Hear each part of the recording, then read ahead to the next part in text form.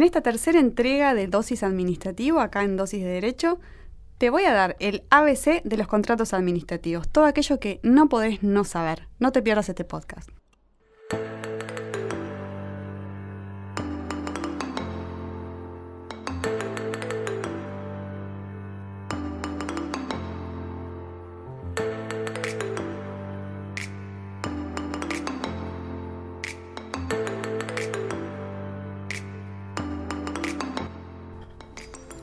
Bienvenidos a una nueva entrega de Dosis de Derecho, más precisamente de Derecho Administrativo. Me acompaña hoy Gonza. ¿Cómo estás, Gonza? Qué divertido Derecho Administrativo. Sabes que lo Tenés estaba extrañando. mucha suerte de estar acá, la verdad es que sos un privilegiado. Sorpresivamente los otros dos compañeros se bajaron y tuve que venir yo, así que la verdad es que debe ser muy interesante el tema que nos traes. Igual tenemos un pasado administrativo común, no lo niegues acá. Sí, vamos a contarle a todo el mundo que con Agus nos conocimos en el máster de Derecho Administrativo de la UBA, cursando ahí juntos. Así que es. sí, algo de Derecho Administrativo yo debería saber según lo que dicen los papeles. Así que vas a poder hacerme muy buenas preguntas. Sí, exacto. Si hago preguntas bobas, son todas fingidas, por supuesto. Obvio, es para que entiendan mejor, es para no es que no te acuerdes. Si hay algún colgado que la agarre. Para ver si están despiertos. Obvio, más vale. Por supuesto. Y si algo les quedó en el tintero, se les pasó o no llegaron a notar, sepan que todo el contenido que hable Agus hoy va a estar en nuestra página web www.dosisdederecho.wordpress.com y además va a estar volcado en nuestras redes sociales de Instagram y de Twitter como @dosisdederecho y en LinkedIn y Facebook como Dosis de Derecho, con formato de contenido original, que el cual seguramente ya conocen, y también va a estar ahí si algo le queda a Agus sin decir o porque el tiempo nos apremia o porque nos olvidamos, también lo vamos a dejar ahí en nuestras redes sociales para que se puedan dar una dosis de derecho así de pasada y casi sin pensar. Perfecto, bueno, como les anticipé, hoy les traigo un ABC de los contratos administrativos, todo eso que no podés no saber de los contratos administrativos. ¿Qué tema los contratos administrativos? ¿Qué tema?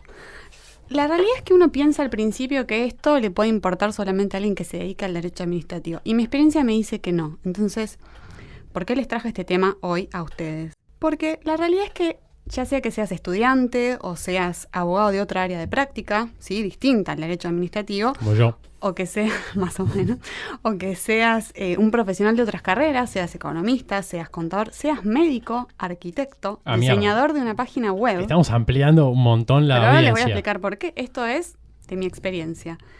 En algún momento puede ser que te topes con un contrato administrativo. ¿Por qué?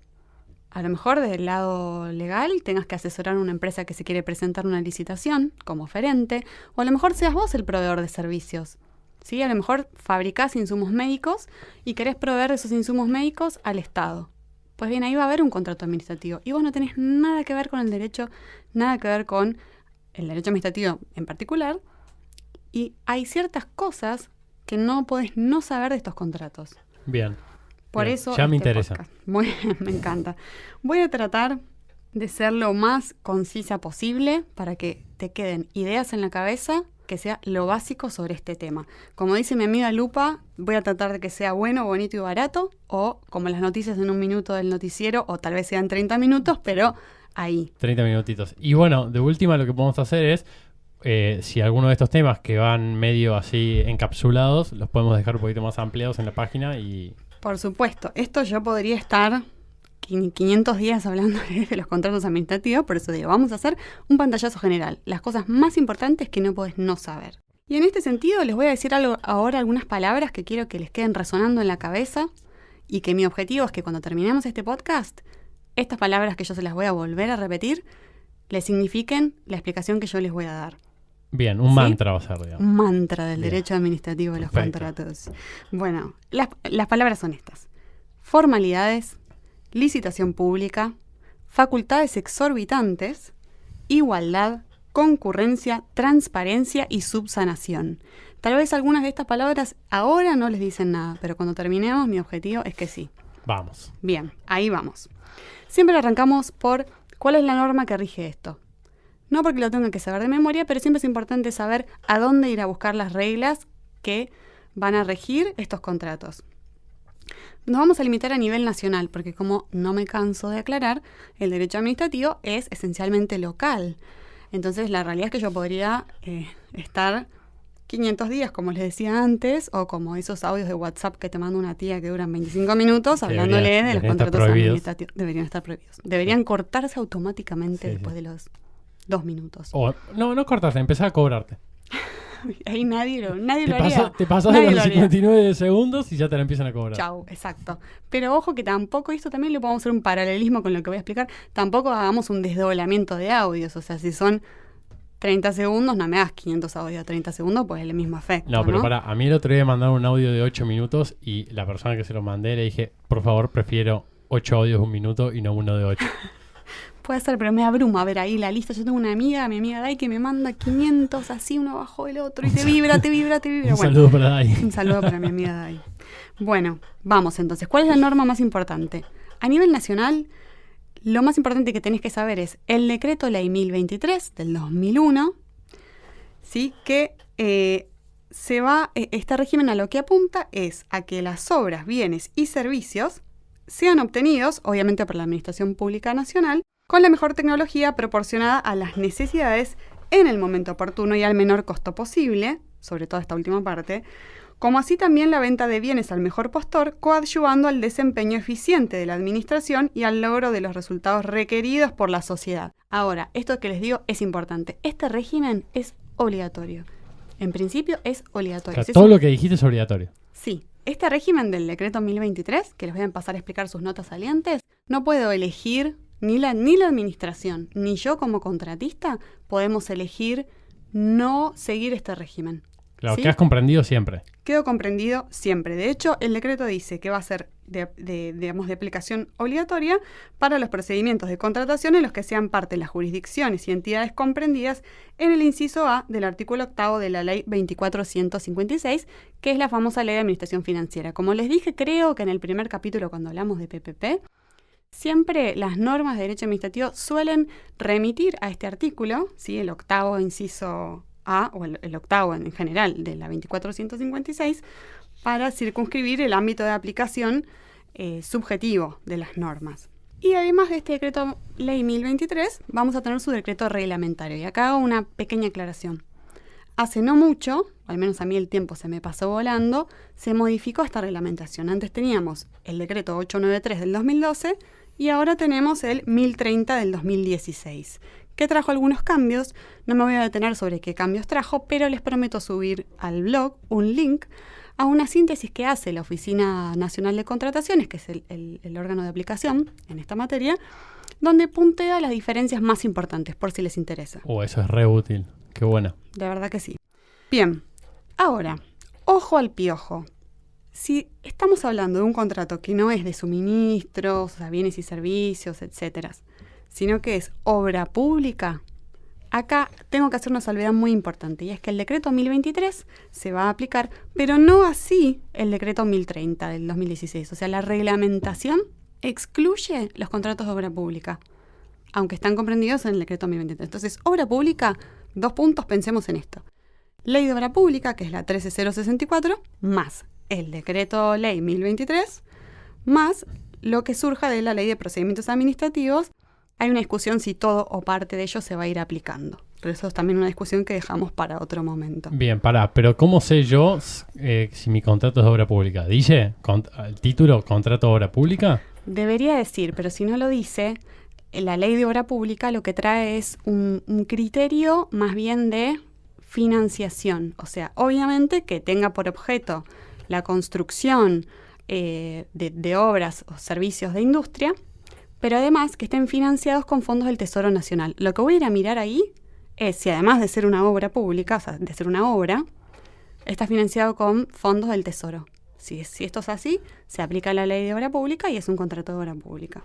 Bien, perfecto. Todo esto es en el marco nacional, con lo cual, si la gente que nos escucha de otras provincias, como, no sé, Tucumán, Salta, Mendoza, Córdoba, que son algunas de las que nos llegan mensajes, si llega a ser distinto en su provincia, mándennos un mensaje, cuéntenos cómo es, y nosotros le hacemos una captura de pantalla y lo subimos a nuestras redes para enriquecer también la conversación y que estemos más informados. Como que de repente a mí me reinteresa saber si esto ¿Es así en todas las provincias o difiere? Por supuesto, sobre todo si hay alguna diferencia respecto de lo que yo les voy a contar, la verdad que me parece que enriquece mucho que nos lo cuenten. Lo subimos, los etiquetamos y lo vemos ahí. Me parece genial. Bueno, cerramos un poco esta parte de cuál es el régimen aplicable. Dijimos, decreto 1023 va siempre a este tipo de contratos. La reglamentación va casi siempre a casos de contrato de obra pública, no se va a aplicar.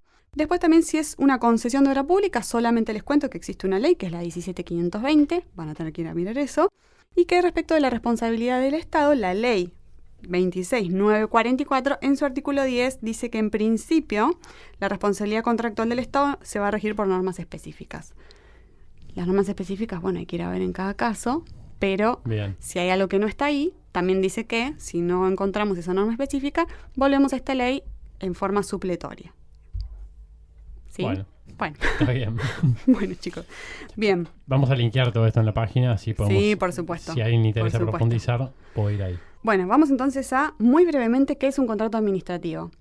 La primera vez que hablamos sobre los contratos de PPP les conté un poquito esto. La realidad es que el decreto 1023 lo que nos trae es una presunción de que si la administración es parte de la Administración Pública Nacional, habrá contrato administrativo. Pero se ha entendido que esto no alcanza, o sea, no solamente con que la administración sea parte, ya es un contrato administrativo.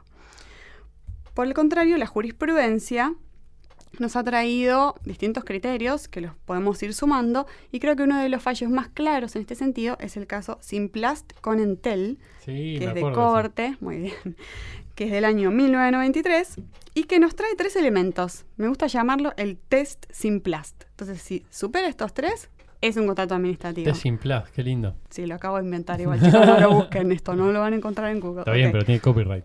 Bien, tiene copyright test Simplast.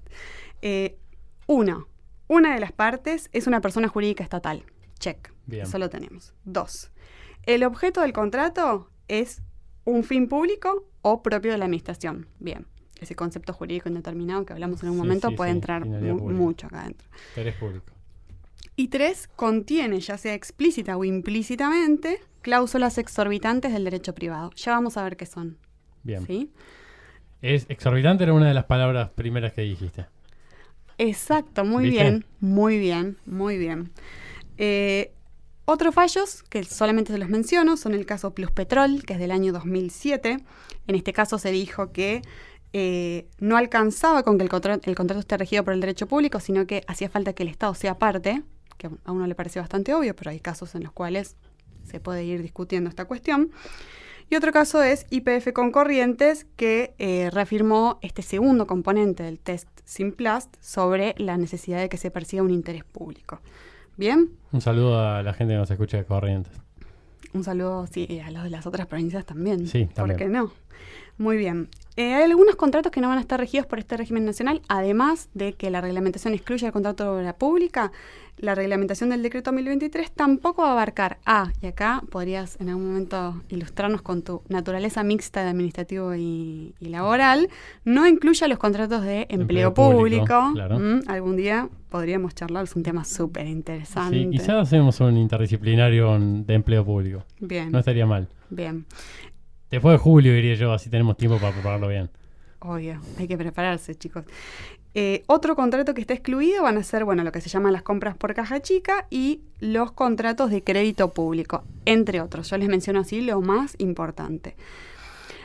Hay algo que se ha planteado en doctrina que es si existen o no los llamados contratos privados de la administración. Con toda esta cuestión de que a veces la administración persigue fines que no son tan públicos o no tan claramente públicos.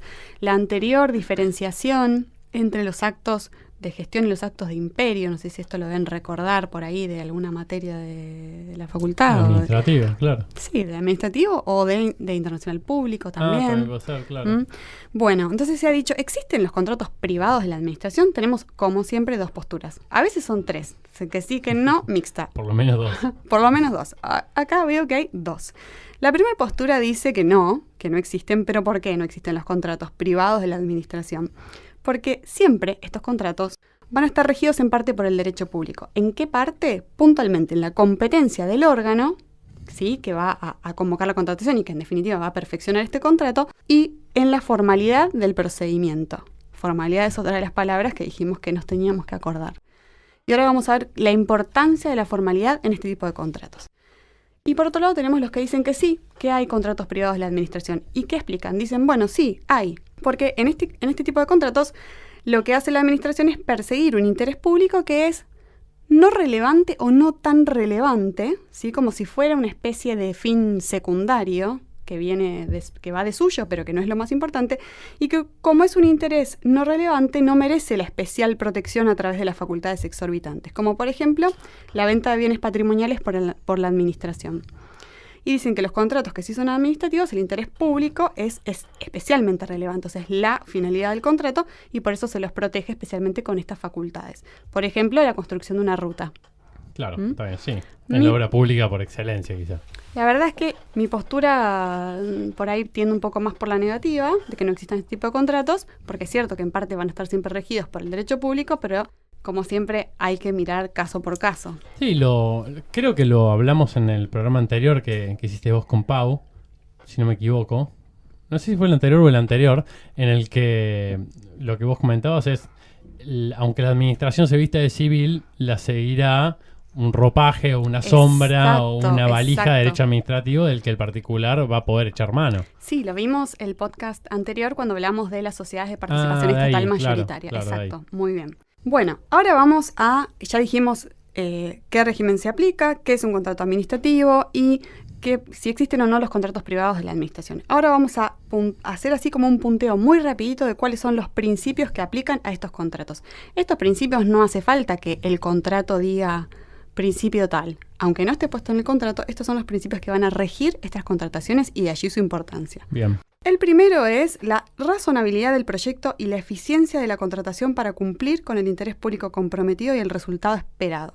Esto tiene que ver, obviamente, con los otros principios que voy a mencionar ahora, pero también con el criterio para adjudicar, este tema de la eficiencia. ¿Sí? Vamos a ver cuál es el criterio para adjudicar, más allá de la conveniencia, etcétera, etcétera. La realidad es que hay un criterio para adjudicar, que ahora lo vamos a ver, y también con el uso de las herramientas tecnológicas.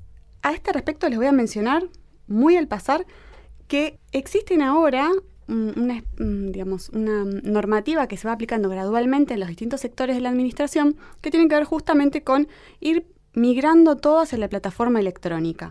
En el caso de las contrataciones administrativas se llama compr.ar. En el caso de la subasta pública se llama subst.ar y así sucesivamente. En realidad si lo lees entero no quedas tan goma como acabo de quedar yo. O sea, si lo lees sin el punto es comprar y subastar, en realidad. Chicos, ahora entiendo pero todo. la gracia es el punto .ar. Y esto se viene en todos los ámbitos.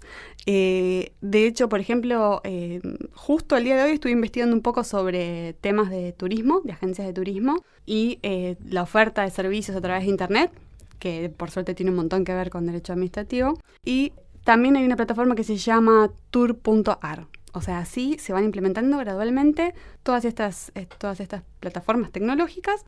Y esto acompaña, que esto también lo mencioné creo que el podcast anterior, una movida de simplificación, desburocratización, que todo sea más sencillo y más al alcance y más ayornado a lo que es el día de hoy. Sí, de hecho, vos sabés que compañeros o amigos que tengo que trabajan en el Estado Nacional y de la Ciudad de Buenos Aires y de la provincia me cuentan que hay equipos de desburocratización. Exacto. Analizando todo lo que son los procedimientos y la forma de trabajar para hacerlo más sencillo, más rápido, más electrónico, más tecnológico, más hay una movida muy grande, me parece muy positiva siempre que funcione, ¿no? Tenemos siempre ese problema de pero tengo que subir este formulario y la página está colgada o el formulario tiene que tener un formato, o sea, siempre que logremos aceitarlo y funcione me parece impecable. Obvio, claro. Porque además también hace que son otros de los principios que vamos a mencionar ahora, hace la transparencia, la publicidad, la difusión, ¿sí? Esto es importante. Otro de los principios que tienen que tener en la cabeza, que está dentro de las palabras que dijimos al principio, es la concurrencia, además de la competencia. Sí, eso no lo entendí muy bien. Muy bien. ¿Qué es la concurrencia?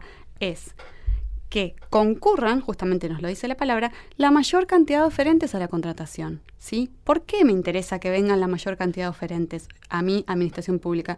Me interesa porque si vienen muchos oferentes voy a tener más de quienes elegir y entre ellos van a competir para ofrecerme las mejores condiciones. Claro, más competencia, fomentar la competencia sería ese principio. Exactamente.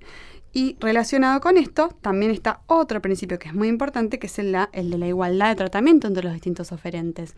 ¿Qué quiere decir? Que todos los que nos vamos a presentar a tratar de venderle nuestros servicios, por ejemplo, al Estado Nacional, tengamos que cumplir los mismos requisitos y tengamos las mismas oportunidades, obviamente la igualdad entre situaciones iguales. Obvio, o sea, a mí como oferente del Estado Nacional, si yo de repente no soy abogado, pero soy alguien que le pueda dar un servicio o un producto al Estado, o sea, eso me reinteresa, no solo porque tengo que saber que el Estado va a fomentar que yo tenga que competir contra otros, con lo cual mi oferta tiene que ser la mejor posible, sino que al menos tengo la tranquilidad de que voy a ser tratado de la misma manera, que voy a tener las mismas oportunidades, la misma información, los mismos plazos, todos vamos a tener lo mismo. El mismo acceso, exactamente. Sí, exactamente. Y medio al pasar quedó acá esta palabra muy importante, que es la formalidad. Si bien en derecho administrativo hablamos del principio de informalismo. Sí, eso te iba a decir. ¿Qué Sí, venís con señor. formalidad? Sí, el principio de informalismo, sabemos qué quiere decir esto, lo digo muy rápidamente. Si yo, ejemplo, presenté un recurso ante la administración y me olvidé de ponerle arriba recurso, o qué recurso era, recurso de O le reconciliación, pusiste súper recurso de título, o le por puse, ejemplo. hola, ¿qué tal?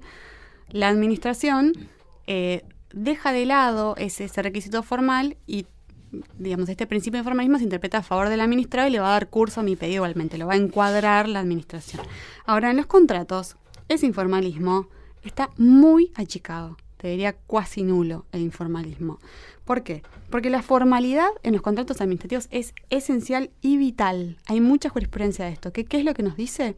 Dice, si la norma prevé un procedimiento específico que hay que seguir para un caso especial, o no especial, si estoy dentro de los casos generales, por ejemplo, ahora lo vamos a ver, según el monto, tengo que ir sí o sí a licitación pública, y a mí se me ocurrió hacer licitación privada, ese contrato está viciado de nulidad absoluta. Y si está viciado de nulidad absoluta, el contrato se interpreta que no existe. Si el contrato no existe, no me van a pagar, que no es una cuestión menor.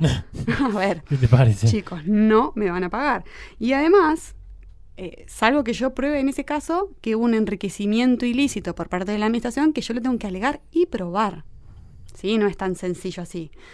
Y además, la administración va a poder revocar en su propia sede el contrato viciado. O sea, ni siquiera va a tener que hacer una acción de lesividad yendo a la justicia, porque hay jurisprudencia y también hay dictámenes de la Procuración del Tesoro, como por ejemplo el del Consejo Asesor del Menor y la Familia, donde se interpretó justamente esto, que si el contrato está viciado de nulidad absoluta, porque no siguió el procedimiento que debía seguir, y el contratista no puede no haber sabido, porque es un vicio patente y manifiesto, la administración, aplicando, digamos, tomando la excepción del conocimiento del vicio, lo que hace es lo revoca en su propia sede. Es peligrosísimo. Peligrosísimo. Entonces, lo que quiero que les quede, ahora les voy a contar, les voy a mencionar algunos fallos que hablan de la importancia de la formalidad. La formalidad es muy importante, no solamente para la administración. A mí, como contratista, también me importa mucho que la administración encuadre correctamente el contrato. Entonces, por más que a mí me parezca fantástico que se elija la excepción de contratación directa, si no están dados los supuestos de excepción para contratación directa, a mí tampoco me conviene que vaya por contratación directa, porque es un riesgo muy grande. ¿Cuáles son los fallos que les mencionaba sobre la importancia de la formalidad? Son Ingeniería Omega del año 2000. Acá respiro antes de decirlo para ver si me sale bien porque es medio un trabalenguas. Carl Chung Chin Cao, de la Suprema Corte de Buenos Aires. Ese vino con Colón en las carabelas, seguro. 2001 no. Bueno, léanlo. Este caso es muy interesante. Es de un neurocirujano de nacionalidad, obviamente Sí, ya sabemos. holandesa. Holandesa, por supuesto. Que, bueno, lo que hizo fue venir a dar unas conferencias y, en definitiva, lo contratan para realizar ciertas intervenciones quirúrgicas. Leí ese y fallo, le llega sí. un fax. Bueno, no hay. La verdad es que debería haberse encuadrado y haberse No lo gana fundado. al final, ¿no? El resultado No. es que lo pierde. No, chicos, pierden todos. Pierden todos. Sí, Quédense sí, con me esto en la acuerdo que cabeza. leí. La formalidad es vital. Por eso Y tienen que escuchar este podcast, porque si no el escuchen, Estado chicos, siempre gana. Gana siempre. Y además, bueno, este pobre muchacho, que este médico neurocirujano, que habrá sido una eminencia además, se queda sin cobrar porque no se siguió el procedimiento que tenían que seguir. Y no se probó, obviamente, hay que, como dije antes, en todo caso, alegar y probar el enriquecimiento ilícito de la administración. Otro caso es Satecna. Y respecto de la autonomía de la voluntad, que dijimos que no va, o sea, hay muy mínima autonomía de la voluntad, el caso Organización Coordinadora Argentina con CIDE, que es del año 1998. Entonces, ya dijimos los principios más importantes que van a regir estos contratos. ¿Cuáles son los procedimientos disponibles? ¿Cuál es la regla y cuál es la excepción? Es la pregunta. A ver, tengo que vender al Estado tal o cual cosa, le quiero ofrecer un servicio jurídico de lo que sea. ¿Cómo lo encuadramos? La regla siempre va a ser la licitación pública o el concurso público. Va a ser licitación o concurso dependiendo cuáles son los factores que se van a tener más en cuenta a la hora de contratar. Si son un factor más económico o primordialmente económico, es el caso de la licitación, o otros factores técnicos, científicos, etcétera, que ahí vamos al concurso. ¿Será público porque abro la convocatoria o será privado cuando yo voy a invitar especialmente a ciertos proveedores inscriptos?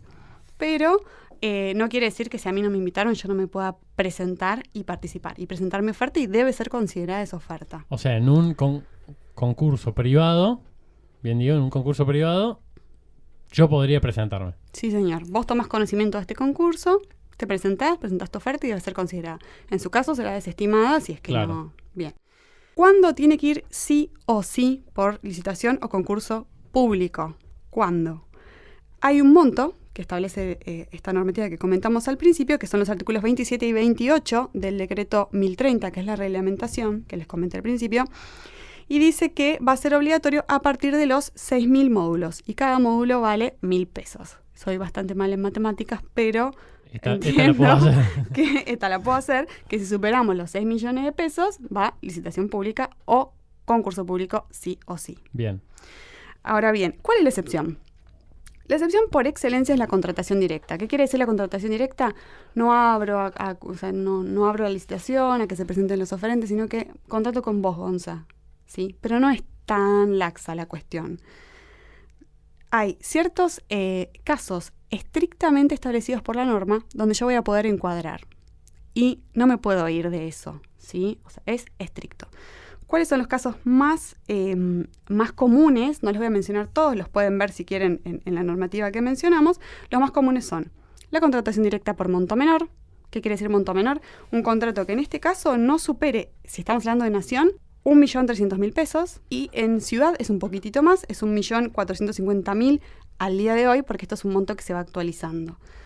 Después tenemos los casos de especialidad. ¿Qué sería especialidad? Se relaciona más que nada con la realización o adquisición de obras científicas, técnicas o artísticas, cuya ejecución deba confiarse a empresas, artistas o especialistas que sean los únicos, repito, los únicos, que puedan llevarlas a cabo. Y es muy importante que esto va a tener que ser fundado por la administración. O sea, si yo contrato a Marta Minujín para que me haga una escultura, es Marta Minujín. No puede venir Gonza Carballá a hacerme la escultura de Marta Minujín, ¿sí?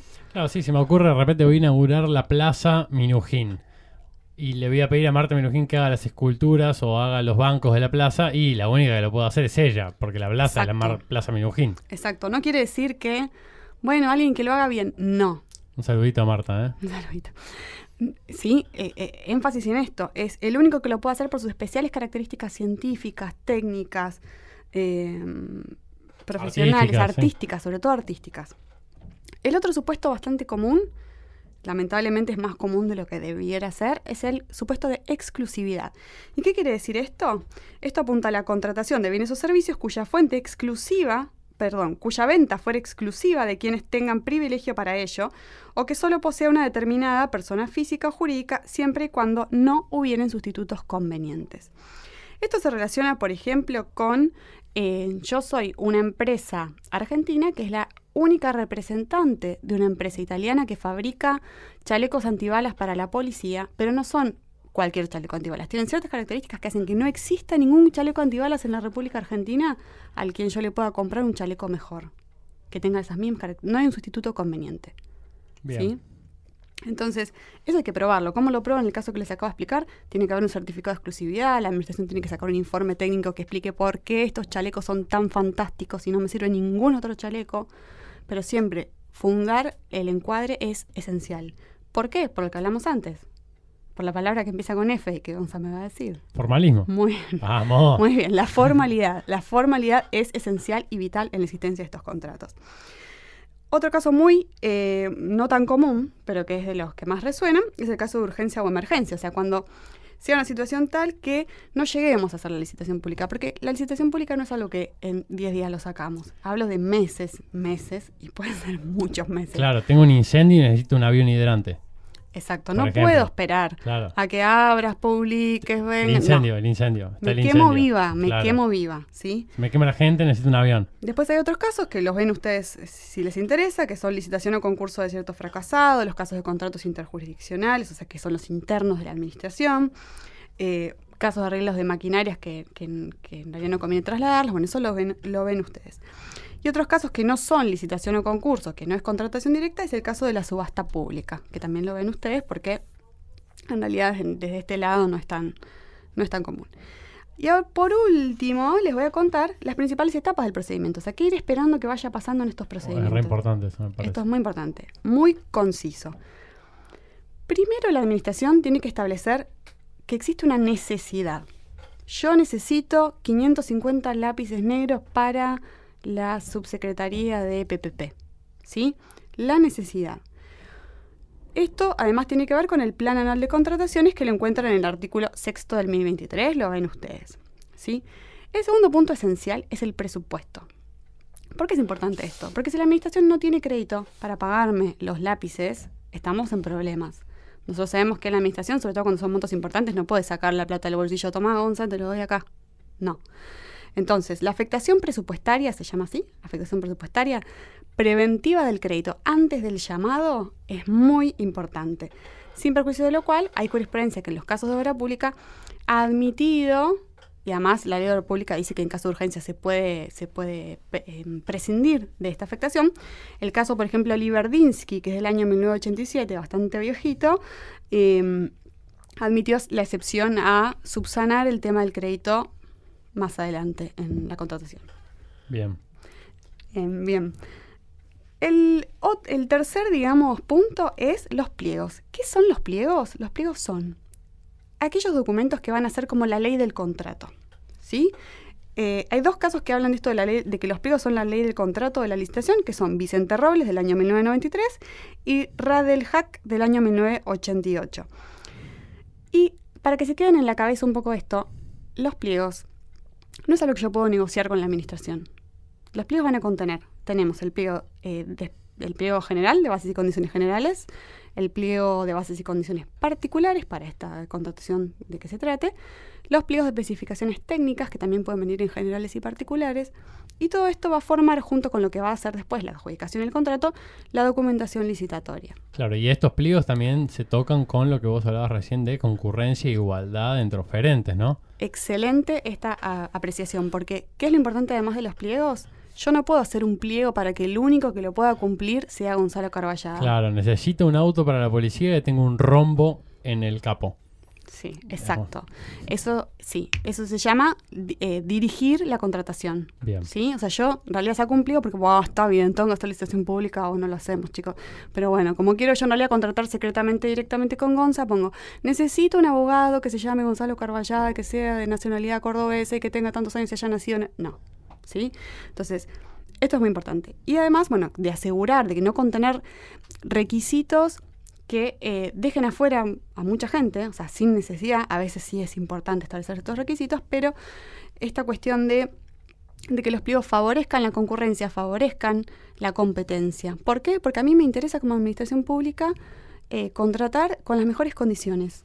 Y eso solo surge de la concurrencia y competencia. Bien, entonces tenemos los pliegos. Después que ya tengo los pliegos armados y aprobados, viene lo que se llama el llamado. ¿Sí? ¿El llamado qué es? Es un acto administrativo que dice, convócase a licitación pública para la compra de lápices negros, 500.000 lápices negros, y lo que tiene que establecer sí o sí es cuál va a ser el día, la hora y el lugar del acto de apertura de ofertas. Me va a decir a dónde puedo yo llevar mi oferta, cumpliendo con todos los requisitos que están ahí en los pliegos, y hasta qué día y qué hora puedo cumplirlo. Eso es re importante. Eso es re importante porque, como les voy a comentar en un microsegundo, si yo llego un minuto tarde, de hecho hay un caso que me quedó grabado. Lo estudié en la facultad. Lo estudiamos en la facultad. Lo estudiamos en la facultad. Un caso que me quedó grabado de una persona que decía, yo fui, pero había cola en el ascensor. Sí, el ascensor no podía subir. funcionaba mal, decía. Vieron, me imagino esos ascensores que en algunos juzgados están de pisos pares, pisos impares, hay uno que muere y va a decir, me clavo la escalera porque no llego a hacer mi recorrida de tribunales. Esta persona decía, yo estaba abajo, pero no pude subir y llegué 1 minuto tarde. Ese caso también lo perdió, creo que era porque no había acreditado que realmente había un problema en los ascensores. Pero era muy interesante el argumento. Muy interesante porque realmente perdió por llegar tarde. O sea, esto es algo que es un plazo totalmente perentorio. No hay excusa, no hay me caí en la calle porque llovía. No llegaste a la hora, el lugar indicado, fuiste. Cual Gilda, fuiste. Bien, entonces llamado. Si el llamado me dice que tengo que presentar, cuándo lo tengo que presentar, cómo lo tengo que presentar. Atención con el llamado. Atención con el llamado, atender el llamado o sea, hasta adecuadamente. Ahora, pliegos y llamado es tipo fundamental. Fundamental. Hasta este momento, hasta lo que les conté, hasta acá, es decir, necesidad, presupuesto, pliego, llamado, yo que quiero participar o que tengo intención de participar, me llamo interesado. Soy un mero interesado. Bien. A partir del momento que yo presento mi oferta, me transformo Oferente. En oferente. Vamos. Entonces, yo como oferente presento mi oferta. Hay ciertos requisitos que son muy importantes que sí o sí yo los cumplo en ese momento. Todos son importantes, pero hay algunos que son esenciales, como por ejemplo integrar la garantía de mantenimiento de oferta. Si yo no tengo que se puede sustituir por póliza, si yo no tengo esa póliza de caución, fuiste nuevamente, o sea, abren el sobre y dicen no está la póliza, chao. Un beso para todos. Y después hay algunas otras cosas que son no esenciales, y esto hay que distinguirlo bien. Hay algunos requisitos que son formalidades que se llaman no esenciales y que permiten su subsanación. Ejemplo, tenía que presentar una copia del pliego y firmar todas las hojas del pliego y en una hoja me colgué mirando el noticiero y no la firmé. ¿Sí? Eso se puede subsanar. La administración me va a poder pedir que yo, tenés que presentármelo con todas las firmas. No así con otras cosas más importantes porque eso, ¿qué haría? Afectaría la igualdad. Exacto, claro. La otra palabra importante, afectaría la igualdad con los otros oferentes porque me estaría poniendo a mí, dándome una segunda chance de arreglar algo que yo debería haber hecho bien desde un comienzo. Bien. Bien, entonces presentación de ofertas. Acto de apertura, ya dijimos, muy importante, que es un plazo perentorio. Si llego 1 minuto tarde, fui. Quédense con eso en la cabeza. Después viene una etapa donde la administración lo que hace es evaluar las distintas ofertas. Por ahí se sirve de informes técnicos, informes contables, distintos tipos de informes. Evalúa, pide que subsane las deficiencias en el caso que apliquen. Y después saca su dictamen de evaluación y el dictamen de preadjudicación. Esto quiere decir que van a decir, bueno, para mí, de todo lo que yo evalué, gana Gonza. Yo considero que debe ganar Gonza. Esto sería la comisión de evaluación que va a opinar que Gonza es el ganador por esto, por esto y por esto. Y también establece lo que se llama orden de mérito. ¿Qué quiere decir? Que si Gonza por algún motivo falla, Gonza no quiere venir a firmar el contrato, paso a la segunda opción. Bien. Entonces, preadjudicación, que se puede impugnar. Yo puedo decir, no, pero Gonzalo en realidad no había presentado la garantía y lo que sea. Sí, claro. Yo me puedo oponer. Pero para ahí tengo que presentar la garantía de impugnación. Claro, tengo que acompañarla con una garantía. Sí, que es lo que no estaba en los contratos PPP. Muy ¿no? Bien, muy buena memoria. Eso no está en los contratos PPP. Yo dije que era algo ¿Cómo que realmente... escucho este podcast yo, no? Lo escuchas un montón, un montón. Exactamente. Entonces, después de la preadjudicación, viene obviamente la adjudicación. ¿Qué es la adjudicación? Vamos a decir, ¿a quién yo le adjudico el contrato? ¿Quiere decir eso que yo sea contratante? No. Es un acto administrativo que dice que se adjudica a Gonzalo. Si hubo alguna impugnación, la resuelvo en ese momento. Claro. No, la resuelvo ahí en ese momento. Con la adjudicación. Okay. ¿Y cuál es el criterio para adjudicar? Que yo les prometí que les iba a decir cuál es el criterio, por más que hablemos de conveniencia. El criterio la plata, es mami. La plata, mami, pero ojo, la más barata ajustada a pliego. ¿Me cumpliste con el pliego? Y vos y yo cumplimos por igual, la más barata. Entonces, quédense en la cabeza, la más barata ajustada a pliego. Okay. Entonces, hasta ese momento nos llamamos adjudicatario a partir de acá. Me llamo adjudicatario. ¿Y qué viene después? ¿Qué es lo que perfecciona el contrato? La firma del contrato. Si es un contrato de suministro, será una emisión de orden de compra. Y a partir de ese momento me llamo contratante. Después viene la etapa de la ejecución del contrato, obviamente. Es importante la firma del contrato porque le da una fecha de inicio a los plazos de la contratación. Bien. Y viene la ejecución. Que no se les pase, hay que firmar un contrato. Exacto. Porque de repente en el apuro, bueno, ya está, ya lo adjudiqué, arranco. No. Hay que firmar el No, contrato. por más que a mí me notifiquen el acto administrativo que dice que yo soy adjudicataria, no soy contratista de la administración hasta que no firmo el re contrato. Importante eso. De hecho, hay algunos casos también que me acuerdo que vimos en su Exacto, momento. sí. ¿Qué pasa si, también dijimos antes, qué pasa si me notifican que soy adjudicataria y dentro de los 10 días no me presenté a firmar el contrato? Claro, sí. Bien. Dentro de la ejecución, solamente les voy a mencionar muy brevemente la última palabra que les había prometido, que es las facultades exorbitantes de la administración. ¿Qué son esas cosas que la administración puede hacer? Son estos poderes que tiene la administración especiales y que desde una óptica de derecho privado serían impensables, o sea, serían ilícitas, te diría. Y que les voy a contar solamente las más importantes y recordándoles que en los contratos de PPP esto juega distinto. No se olviden. El primero de ellos... El primero de ellos es el ius variandi, el llamado ius variandi. ¿Qué quiere decir este ius variandi que tiene un nombre precioso? Es la posibilidad de aumentar o disminuir el objeto del contrato en un 20%. Exactamente. Vamos, algo me Pero quedó. ¿cuál es la gracia de eso? Que me va a pagar en principio lo mismo. ¿Sí? Claro. Cada lápiz sale 50 pesos. Bueno, un poco caro el lápiz, pero bueno. Bueno, un lápiz Cada lápiz óptico. de oro salía 50 pesos y me compraba 100 lápices y de repente me va a comprar 20% más de lápices, me los va a pagar al precio... Exacto. O te va a pagar más menos allá lápices, de las redeterminaciones. Exacto. O te pido menos lápices y lo lamento, porque claro. La regla de oro también en la administración es que no se paga lucro cesante. Así que lo siento si vos, si tu gestión salvo es en para obra darme pública, 100, quiero 80 ahora. Salvo en obra pública, que si tenés materiales acopiados o contratados y lo demostrás, ahí, bueno, algo te va a tocar. Pero como regla, no hay lucro cesante. Eso sería el ius variandi. La otra facultad, así de las más importantes, es la facultad de prórroga del contrato. Se puede hacer por única vez. Si ya usé la cartita del ius variandi, no voy a poder. Mira es vos. un dato no menor. Clave eso. Lo puedo usar una sola vez y por como máximo el plazo del contrato. Ahora, si es un contrato que se llama plurianual, digamos de muchos años, solamente tengo el límite de 1 año. O sea, si dura 5 años el contrato, no puedo prorrogar por 5 más. Pero si dura 11 meses, lo puedo prorrogar hasta 11 meses. Exactamente. Por única vez, 11 meses. Después, bueno, tenemos la revocación por oportunidad, mérito y conveniencia, la posibilidad de rescate. O sea, la administración puede de repente decir, no, ¿sabes qué? Mejor lo hago yo. Yo me encargo. Y lo puede hacer también.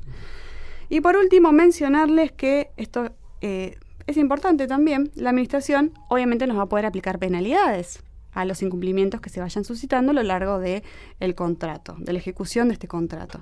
Y allí voy a poder perder, por ejemplo, la garantía de cumplimiento de contrato, en el caso de obra pública, el fondo de reparos, que suele ser el 5%, y etcétera. Pues bien, he terminado mi exposición y ahora voy a pasar a repetirles las palabras. Pará, las quiero decir yo. A ver si ver, me acuerdo. Formalidad. Bien. Concurrencia. Igualdad. Concurrencia y igualdad iban a ir juntitas. Muy juntas. Facultades exorbitantes, que fue el último que decías. Bien. Transparencia. Subsanación. Y creo que me falta una. ¿Cuál te falta? Licitación pública, Licitación la pública. regla. Muy Licitación bien. pública. La regla, claro, ahí está. Muy bien. Bueno, si se acordaron, me siento realizada y espero que les haya servido este podcast. Estuvo bien. Sí, yo me acordé. La verdad es que es un mundo, ¿no? Para tanto la gente que contrata como la gente que de repente pueden hacer una consulta sobre estos temas. Al menos tener el ABC y la recetita de qué va primero, qué va después, me parece que quedó bastante claro. Yo aprendo un montón con este podcast, ¿eh? Porque yo lo único que sé es derecho laboral, así que estoy aprendiendo un montón también. Muy bien. Bueno, gracias a todos por escucharnos. Y como les dijimos al principio, les volvemos a repetir que todo lo que hablamos hoy y las normas, que son varias, y la jurisprudencia. Los links a la jurisprudencia van a estar en www.dosisdederecho.wordpress.com y en Instagram, LinkedIn, Twitter y Facebook como Dosis de Derecho nos van a encontrar y van a poder encontrar todo este contenido adaptado a redes sociales para que navegando sin querer se encuentren con una dosis y sepan un poquito más de contrataciones públicas. Muy bien, impecable. Así que bueno, me parece que ya estamos por hoy. Ya estamos, no los torturo más. Se están muriendo de odio Augusto y Paula que no vinieron hoy. Un besito para ellos. Un besito para todos. También. Chau, chau. Adiós.